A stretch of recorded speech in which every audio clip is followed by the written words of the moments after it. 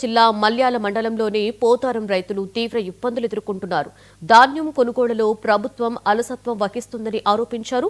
కొనుగోలు కేంద్రాలలో ఒడ్లు ఎండబెట్టి నెల రోజులవుతున్నా కొనుగోళ్లు ప్రారంభించడం లేదని ఆగ్రహం వ్యక్తం చేస్తున్నారు.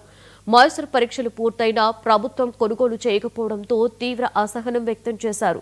వెంటనే కొనుగోలు ప్రక్రియను ప్రారంభించాలని పోతారం రైతులు డిమాండ్ చేస్తున్నారు. రైతులు అనేక ఇబ్బందులు పడి పంట పండిస్తే ఆ పంట చేతికొచ్చి కోసి ఇక్కడ వచ్చినాక కూడా సుమారు ఇప్పుడు మా దగ్గర ఊరి 10 తారీఖు నాడు వచ్చారు. 10వ నెల 10 తారీఖు నాడు ఈ అఫీషియల్ లిస్ట్ అయింది.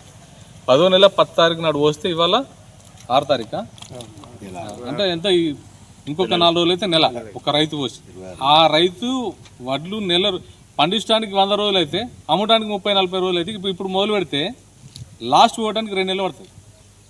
2 నెలలు కానీ ఈ వడ్ల ఈ కాలంలోకి వెళ్ళిపోవు.